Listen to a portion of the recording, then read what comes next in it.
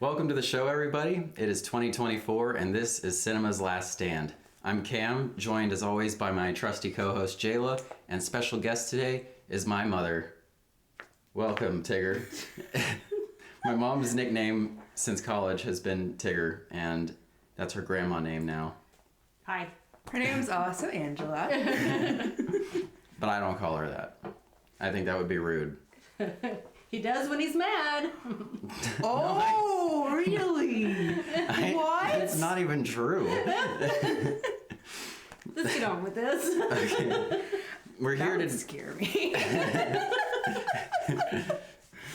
Yeah. So we're here today to talk about Poor Things, the new film from director Yorgos Lanthimos. What a great name. Yeah, it's Yorgos. He's a Greek man. My mom went to Greece about 6 years ago, and she's never recovered. Oh, I'm there in spirit.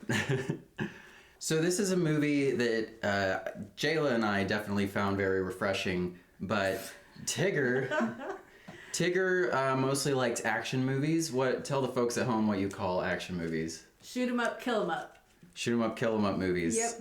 So I would say this was probably a more challenging experience for you. Is that accurate? Yes, that is an accurate statement. How did this movie challenge you?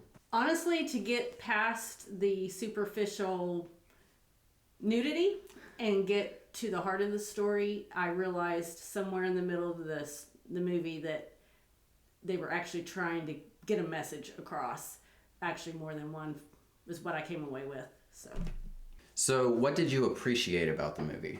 I was actually able to see Bella's development throughout the movie. I really liked the way she fleshed out the character and how she really came into her own and, pardon my French, didn't give a shit really about what anybody else thought of expectations they may have had of her. Tigger Really cussing on the pod. Represent. I love that point. It was like a speed run to adulthood. Yeah.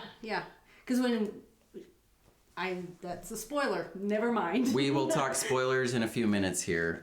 Let's talk about the production design. Loved it.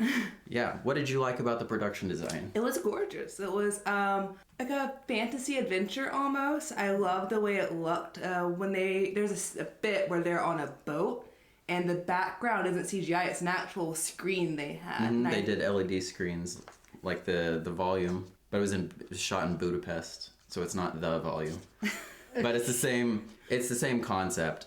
I just think that it really showed. I feel like it gave a unique look. I feel like it was dreamlike, and I thought that was really cool. It was beautiful. The costume design on top of that really helped it. I thought that was just phenomenal.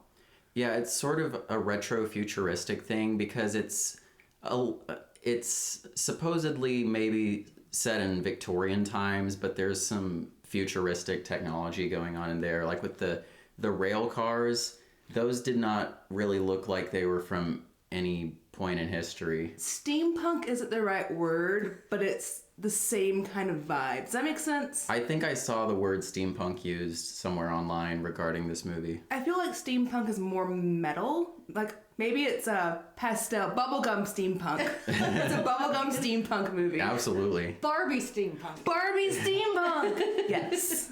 This was, I already said Iron Claw was my Barbie, but this was kind of also my Barbie. I like the Barbie movie, but I think maybe we're in a new genre of like new age feminist comedies. I feel like not Iron Claw. I feel like this movie is the next step of what Barbie introduced. The themes Barbie introduced. It's kind of like the baseline, the foundation, and then when you get a bit older, this kind of builds off of it. Get to know Emma Stone real well. Really well. Well, I know her on a level I never thought I'd know her before. Before we get into spoilers, we'll say this is a movie about a woman who is mentally challenged, but not in the way one might assume. I would say she has some mental challenges because of a specific situation that I'm going to say is a spoiler and we'll get to in a few minutes. I would say it's Frankenstein becoming a woman. It's a Frankenstein-esque start. Frankenstein's monster? Yeah. If Frankenstein's monster was able to just go out into the world and learn and become fleshed out. Fleshed out, yeah. In more ways than one. The fleshy. Oh boy. Her performance in this is phenomenal. Yes. Amazing supporting cast too. Your man Willem Dafoe. Yes. I forgot he was in this, so he popped up and I was just over the moon. Mark Ruffalo. Very funny in this movie. Very funny. The performances are amazing all around. The story is really well written. I really understood this movie and appreciated it. While it's also really odd, the cinematography is... I haven't really seen anything like this since, I want to say, The Lighthouse, maybe, which also had Willem Dafoe. But the constant fisheye lens is such a specific choice that a lot of filmmakers would be afraid to use. And I think that Yorgos Lanthimos and his DP really lean into it for the betterment of this movie. I think between that and the set design and the really rich colors, the movie has a very specific look, and I think it's gorgeous. I would like to add that the world building is phenomenal in this. It does a great job of pulling you in, and you understand that this world is not like ours, but you still have a good grasp of what it's like for them without a bunch of dialogue or obviously pointing out things. It just happens. Also, maybe watch it with your parents, but consider not watching it with your parents. This is... As far as movies that Tigger and I have watched together, this is probably the most graphic. Cam! She used to always turn to me whenever we watched something. If there was a sex scene that came on screen, she'd go, "Cameron!" As if I made the movie. I feel like you would end up bruised by the end of this movie. I feel like after this movie, there's not much we couldn't watch together. I feel like really we ripped the Band-Aid off. finally broken down those barriers, and now you can just appreciate cinema. Is it weird that I would rather watch this movie with you than with my own husband? I just don't... I Knowing your wanted husband, no, that's not to weird. crawl under something if he had been there. Yeah. All right, I guess we'll move into Spoiler Town. Spoiler Town. Spoiler Town we go. Watch the movie, then come back. Actually really like Yes, this one. you get it. You gets it. I He gets it. Spoiler Town. So she has the brain of her fetus implanted in her head. Implanted, is that the word? Yeah. Transplanted. Transplanted. The woman Victoria killed herself, and Willem Dafoe took the fetus's brain out of the baby and put it in Victoria's head, and now she is Bella. Now she is Bella Yeah. Baxter.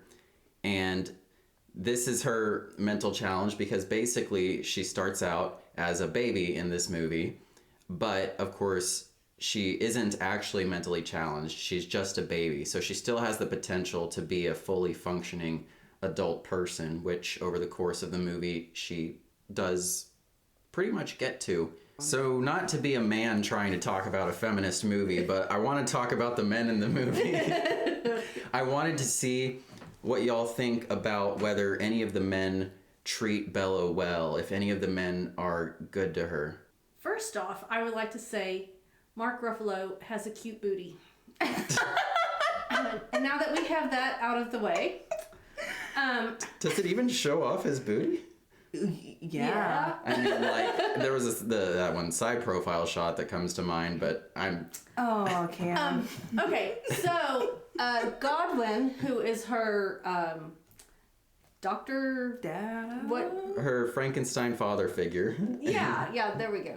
I think he started off thinking of her as an experiment. He was keeping her in the house, a controlled environment, so that he could observe the growth and the changes in her and that kind of stuff. But I think over time, he came to look at her more as a daughter, and him more of a father figure than doctor subject. I agree. I'll just jump to Ruffalo real quick because I find it real interesting. It feels like the different chapters in this are different parts of development. So when she's with Ruffalo, it's kind of like her teenage years, and on the boat, she's a young adult, and so on and so on. He got so frustrated the more she became her own person, and I found that really interesting because at first he just kind of preyed on her being naive, being like a little cute little pet to have, but the more she became a woman and more she became fleshed out, he didn't want anything to do with her. But also he was cuckoo crazy, which was fun. It's not that he didn't want anything to do with her, it's that he wanted to control her. Yes, that's better. The things that initially attracted him to her turned out to be his undoing. Yeah, I love the bit where it's like, Bella! Because it's referencing, I forgot the name of the movie now, but it's like, Stella! No. Rocky. No, not Rocky. It's another movie. That's Adrian. Hey, I know. But, Cam, editor Is Cam. it The Graduate? Elaine! No, it's Stella! Editor Cam, just quip it right here. So I sound intellectual. Thank you. Hey, Stella! Hey, Stella! Hey, Stella! Hey, Stella! It's like, dude, don't make me do more work. So then there's there's Godwin, who does want to control her initially. You know, they're out in town and they're in the car, but she wants to open the door and get out, and he won't let her. He's controlling her, but it seems like at that point maybe it's for her own protection because she is so young and naive, and he knows that men will try to take advantage of her, which he pretty much explicitly states that he is not trying to do because it would take like a whole city's worth of electricity to give him any sort of sexual stimulation. He also mentions that he views her as a daughter.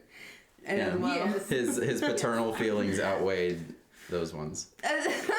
and I feel like his own trauma plays into that because his dad experimented on him and he didn't ever have control of his own body or say or consent or anything like that. So I felt like that might have had something to do with it, the way the world treated him afterwards, the way people viewed him afterwards. Mm-hmm. I felt like maybe.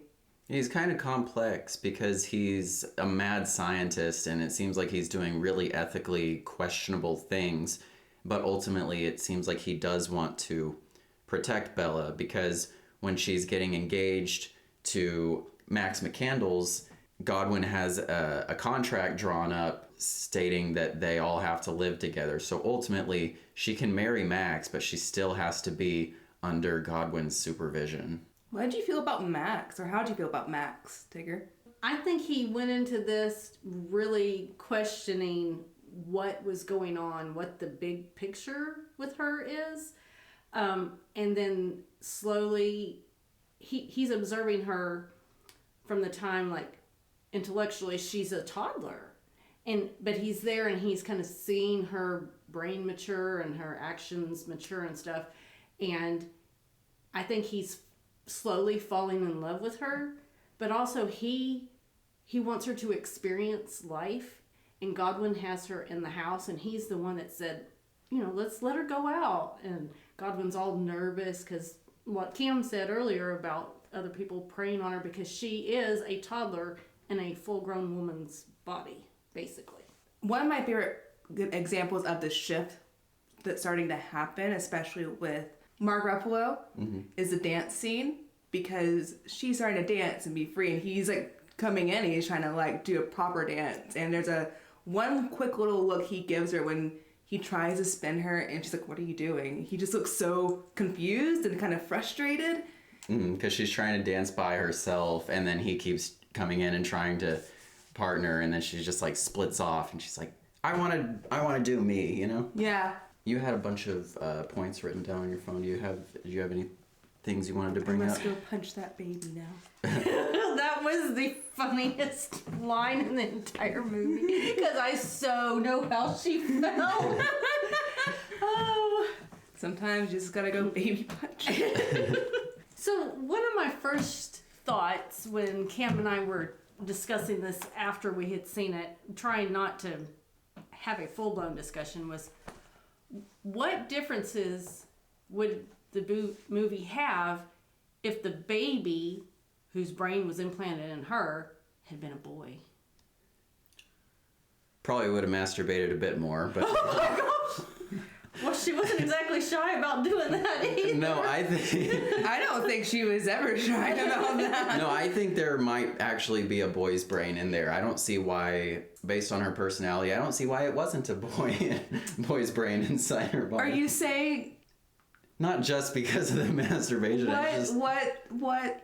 Because of the sexual freedom that she had? I mean, she had no inhibitions. No inhibitions, and she, of course, her identity is going to be highly influenced by the body she has, and so I think it could have been a boy's brain. I don't see why not. Don't they mention that it's a girl in the movie? They do. Did they? Yeah, and I feel like it would take away from the whole, like, feminist part if it was a boy's brain. Oh, that's a good point. Because, like, she's not really doing this. It's actually a man. Well, it was written and directed by men, so, it wouldn't be the first time. No, I think it's a lady brain that's experiencing the world as a woman in a woman's adult body. Yeah. A huge part of the movie is about how women experience the world.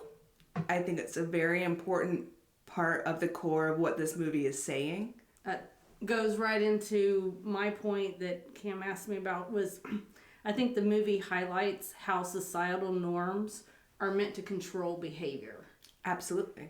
We don't do this. I mean, how many times did we hear Mark Ruffalo's character say, "What are you doing? We don't do this." That in polite society, and she's like, "Who cares?" So you gotta be ladylike. You gotta be polite. You gotta do X, Y, Z. You can't be inquisitive. Be prim and proper. Yeah, Ruffalo's character at some point says that he doesn't like polite society either, but then ultimately he is trying to control her behavior. I really like the double date scene. It's salty. Stop. I like the fact that they were having a polite society double date with this other couple that were friends of Mark's character.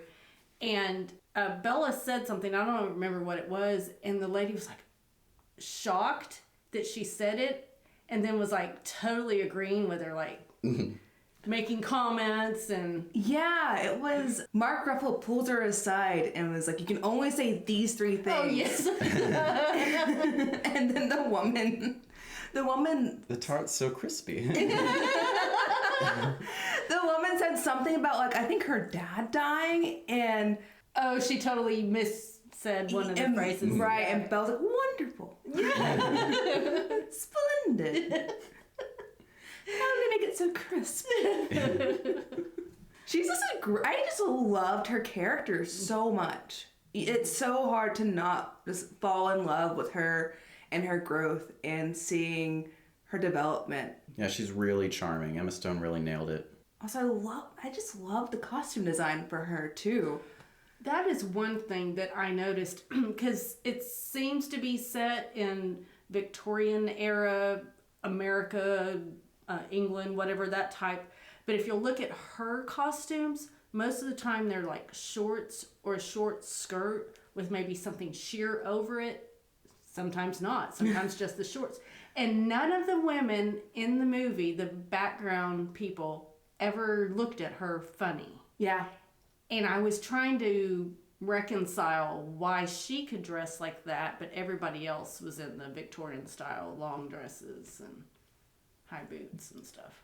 I don't have an answer for that, but what I do like is the progression of the colors she wore. Mm-hmm. The more like intelligence she gained, I don't know if intelligence is the right word, but she began wearing more dark colors, more layers. Mm-hmm. She kind of starts off with this pastel, dreamlike, fancy kind of vibe, and then by the end, she's very sophisticated.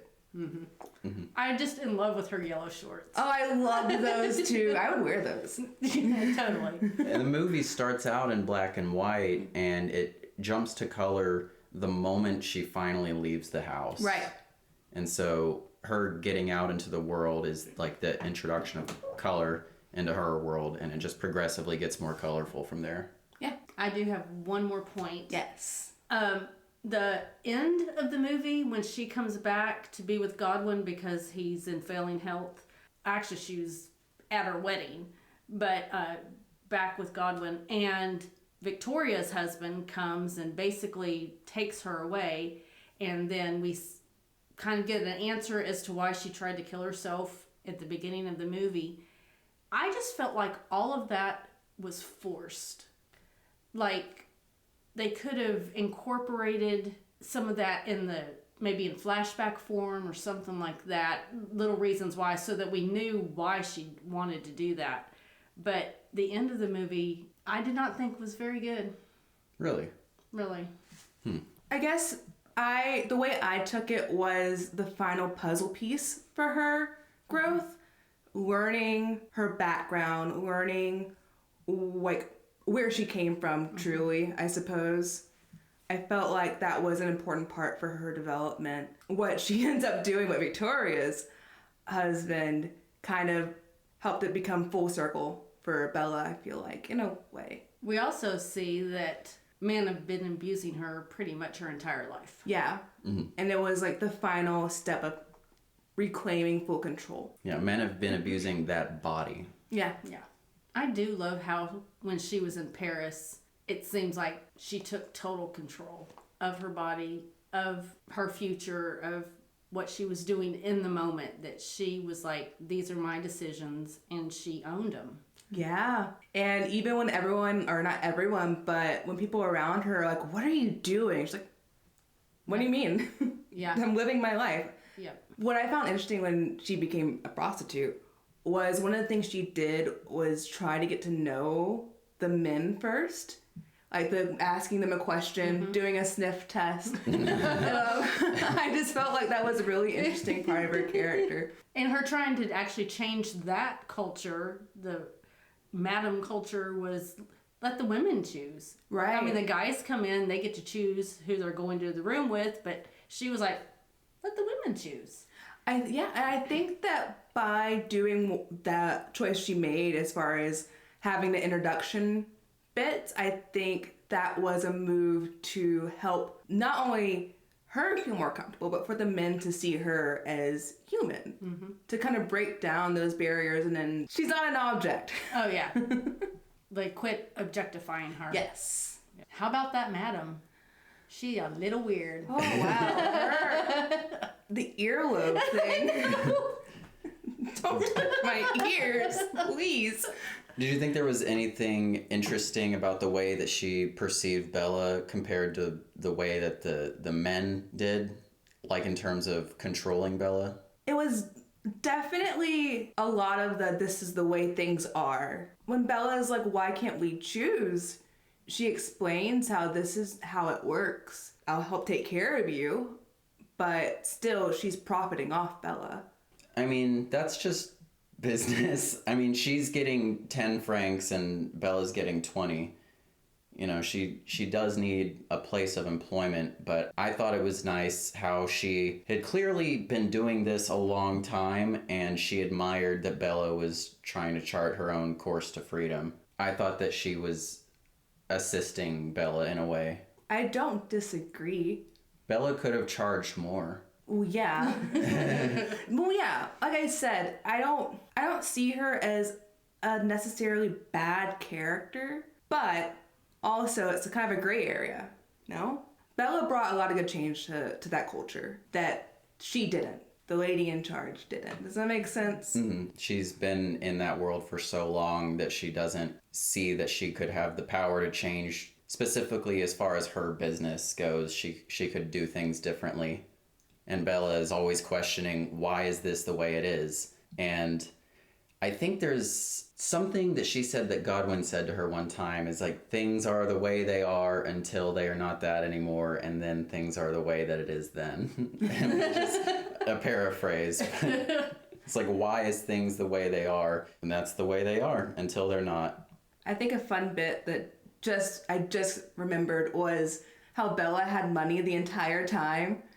Ruffalo was like... He just completely unravels. He does. It's really funny. The man is just falling apart at this point. Pulling out his hair. Oh my gosh. What I want to know is, she said she gave it away. Why didn't he take her and go, let's go get it back? You know, he just, okay, whatever. It's such a fatalist way to look at things instead of trying to fix the problem that she created. Oh, we didn't talk about her friends on the boat. Her pals on the boat. They kept giving her books. That was... Yes. Got her name here. Oh, and that was a real... Martha. A real development when Mark came and he was like, hey, Bella, let's go back to the room. She's like, no, I want to read. Yes. And I thought, okay, she's gotten over that teenage Humpty Dumpty thing she had going on and really developing as a person there. Because Martha's got her reading philosophy books, and so she's training her brain. She's getting smarter at a very accelerated rate. It's actually not clear how much time the story takes place over. It seems like by the end of the movie, she is a very fully formed adult person, and like she's in command of the entire estate. It seems like, you know, she's got her friends. She's got Alfie the goat. and her husband and her friend from the brothel. And they were roommates. And but it seems like she is commanding the house, like she is the matriarch of it, and she's just a like fully formed adult. I agree that her time with Martha was really big. The scene where she sees the other side of humanity and she breaks down on the stairs was just an incredible performance, and it just broke my heart because that was her first time she's seen suffering like that. And I think that really was another push, and I think her experiencing philosophy, she was saying something about how all these different ideas were frustrating for her to think through. I thought that was just really cool. You think that's why it was called Poor Things? Moving on, I think her level of compassion for other people was the one childlike thing that she took with her into adulthood. And seeing that, like you said, on the stairs, which is another thing about the production design, because they came in on one of those, what do you call them? The rail cars? The rail thing. They came in and everything's on the top there. And she's going down because she wants to help them. But if you notice, the stairs were all broken and away. I mean, it's like this vast separation between the life that she had been living and everybody else. Yeah. Not even just the life she's living with Ruffalo, but she came from wealth with Godwin. I mean, their house is just huge and very regal and I just gothic. Remembered the little animals. Yeah. Oh yeah, we didn't even mention the Frankenstein animals, the dog ducks and the cow chickens. The pig and there was a pig and something else. There's a pig on a chicken's body, I think. Yeah. I just made us giggle. Our first time watching this, the theater was had way more people than we expected. The people around us, they didn't walk out. But at the end of it, the ladies in the same row, that was a weird movie. And they got up and they left. I agree. It was a weird movie. You can't go in with any preconceived notions because they're just going to get blown away. Mm-hmm. I love that, though. I love seeing something that just feels like a passion project. It feels like a collaboration, and it feels just like these people got together to be creative and tell this story and build this world. I remember watching interviews, and before filming, they basically had a camp where they got together and they just did theater games. They went through the script. Emma Stone said that they were reading lines and people would come and touch your face and like mess with you, so you would be able to do the scenes in this odd environment and be able to stick to the bit. Whole tangent, but I think that was cool. Now I want to go watch those videos. I have a whole new appreciation for the talent.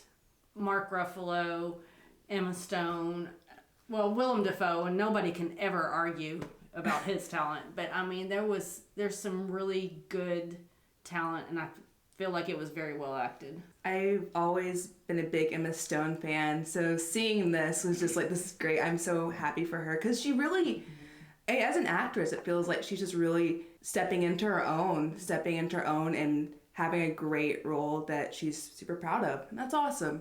I feel like that's more rare for actresses than it is actors. She really put herself out there. She really did. That's a whole other thing. That's scary. She fully committed. She sure did. Go see the movie. I think I'm gonna have Tigger watch The Lighthouse next. It's not worse than this. It's not. But it's weird. I think it is weird because the performances are weird and the atmosphere is even weirder. Okay, now I need a synopsis. Two men played by Robert Pattinson and Willem Dafoe are not locked in, but they're lighthouse keepers. They're lighthouse keepers, and so they're stuck there on the island together. Hijinks ensue. A lot of shenanigans. Hijinks and shenanigans. Okay. It's so much fun. There is one monologue in this movie. Okay. It's actually one that Patrick and I quote a lot. We have to see it. Okay. Any other points? I thoroughly enjoyed the movie and was able to overcome my shyness of the physical form, I guess, because you see a lot of it. It's the way to do it. You get real used to it by halfway in. You're like, all right, well. And there's no gunshots or explosions. Actually, there are gunshots. There is a gunshot. Yeah. Thanks, everyone, for being here. I am at the Palmyra Party on Twitter. Jayla's at Cheese Stick Rat. Collectively, we're at Last Scare. Thank you so much, Tigger, for being the guest star on this episode. I thought this was a lot of fun. And be sure to tune in next time where we will be covering Argyle, the new film from Matthew Vaughn, which is Invite me back. We'll also be covering 2 other films by Matthew Vaughn on that episode. So subscribe on Bonanza. Matthew Bonanza. Subscribe, hit the like button, and ring the bell because sometimes ring the bell because sometimes we go live and we wouldn't want you to miss out on all that. So stick around. We'll be right back.